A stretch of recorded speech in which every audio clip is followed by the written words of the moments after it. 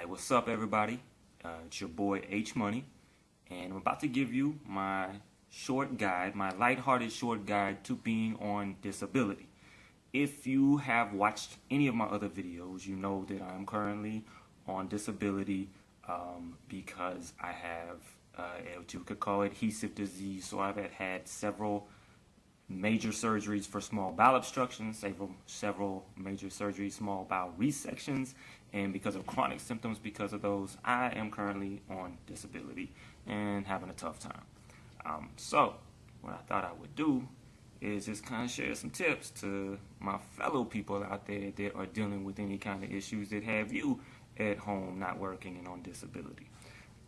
Number one, in no particular order of importance, anything like that. Okay, but if you're like me, you're on disability, you're having really most of the time bad days, sick, pain, whatever your symptoms may be, and you're spending a lot of time either on the couch or in your bed watching TV. Myself, I have DirecTV. So now, if you're able to fit it into your budget, or sometimes you might not be able to because of location, but if you're able to have cable TV, whether it's U-verse, DirecTV, Dish, whatever it is, that's a huge piece to break that monotony, that boredom, to have, the movie channels, to have on-demand access to HBO series, Showtime series. There's a lot of good series out there. Nurse Jackie, with The Wire, so many Banshees, a new great series. So many series out there that when you're trying to find a way to escape from that pain or whatever your symptoms might be that day, you need some good television programming to take your mind off it, to just kind of have an escape. And so you're not just bored out of your mind sitting on that couch or in that bed. Now, if you're unable to fit into your budget, one of the cable companies to have a lot of channels at your disposal, you have Netflix. So if you have internet access, or if you just have a phone, iPad with a data plan, you can get Netflix. Or there are other services, streaming services that I haven't had any experience with because all I've used so far is Netflix. But for only like $9 a month, you've got access to a huge library of movies and TV series. And what's great about Netflix, well, what it is for me, is you can binge watch the heck out of all kinds of different TV shows that you maybe never took the time to watch.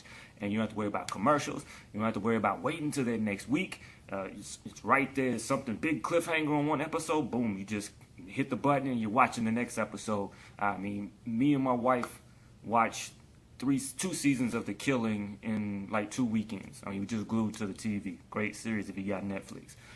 I just finished, I took like 2 or 3 months and finished every season of Breaking Bad. So a lot of good series out there because, like I said, this is for my people out there that are on disability. It can get boring, all right? It can be hard, it can be depressing. You're at home alone a lot of times while your kids are at school, your spouse is working, and you're spending just a lot of your time feeling kind of unproductive, unuseful. So you need things to pass the time, okay? So, cable. Netflix, because of course a lot of our time is spent on the couch in bed with TV as our only escape.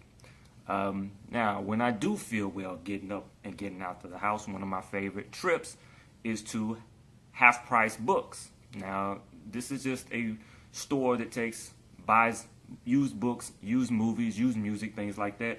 So I know there's a lot of different stores in different areas across the country, maybe with different names. But where I live, Dallas, Texas, half-price books, I go and I love to read, believe it or not. So when I'm not watching TV, sometimes that gets a little boring. Turn off the TV, turn on the lamp, read yourself a good book. Go get them at half price.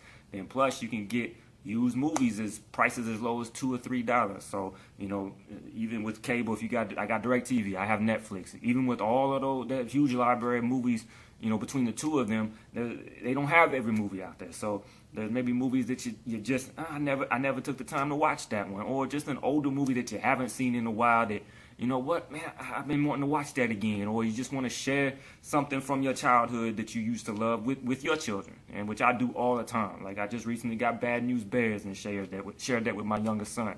So cable, Netflix, go get you some books. Expand your movie library because, like I said, those of you in the same boat as me understand a lot of our time is spent on that couch or in that bed. Now, I recently got a pet. I got a dog. I got a boxer mix. Rescued it from the animal shelter. This has been huge for me because I really want to be a good pet owner. I've been watching The Dog Whisperer, Cesar Millan, reading his books. So, I'm trying to do it all the right way. No touch, no talk, no eye contact, all that kind of stuff. But trying to walk my dog twice a day, and that's been huge for me. Because if you're like me, you're on disability, you're having these issues, a lot of times, man, we're not working because our illness will not allow us to do anything consistently, okay? So, and that includes, if we ever decide, hey, I'm going to go get a gym membership and go try and work out, it's hard to get mentally to start that because, I can't consistently do it. So it's like if, you might make it 1 week for 4 days and then the next 2 weeks you only make it 3 days total. So it's like you have this mentality, why try? Why even try to start anything? Because I know I'm just going to be sick most of the time and not to be able to consistently do it. Well, having this dog and just committing to knowing, hey, the dog gets to where he's ready to go and he looks at the leash and looks at me and know, hey, you know what? Get your butt off the couch and take your dog for a short walk through the neighborhood. Now, of course, there's times where I'm, just feeling too bad to do it. But for the most part, I motivate myself because, hey, just a short walk, I can get back home and be back on the couch, back on the bed. But it's been huge for me. It can be huge for you. Get yourself a new pet.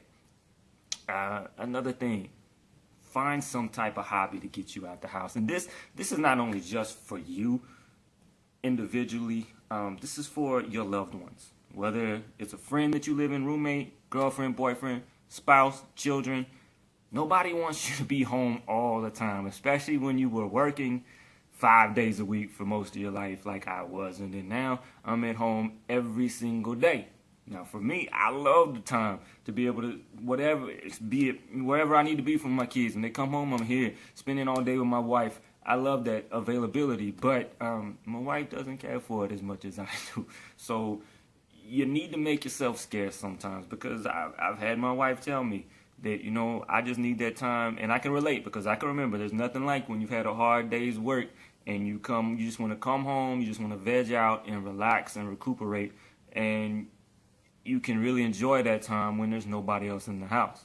But when you come home and that same face is sitting in the same spot on the couch in front of the TV, it can kind of be depressing. So, go get out of the house.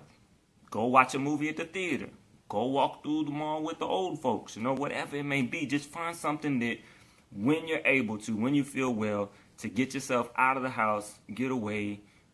Just find something. Like I'm planning on taking my dog to a dog park when I'm able to. And that can open up maybe some new friendships, fellow dog owners, just having people to meet up with and talk. There's groups and things you can join. Find a support group for whatever illness you may have. But whatever, I know any of you out there, I've been through it as far as that deep depression, that wanting to just kind of give in, give it up or whatever. But it's very important that we accept those limitations and find something to fill that space, to make us feel like we're useful, to make us feel like we still have a life, that we can still be productive, okay? So, yeah, get yourself a new pet. Find some hobbies.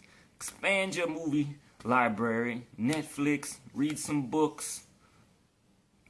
TV series, on demand, movie channels. All of that can make being on disability, being at home, can take away some of that boredom, some of that monotony, and it can help you escape from the pain. Can't really think of nothing else to add to my short guide at the moment. If I do, maybe I'll make another short guide later. But all I'm doing is just trying to, share some information. People probably already know all of this. Is nothing new to anybody. But just want to be there to support. Like I said, as I was going through all of my issues, all my surgeries, seeing other people making these videos helped. Just to know you're not alone. So I just want to put any kind of support. So I want to just keep making these videos, whether anybody watches them. I really don't care.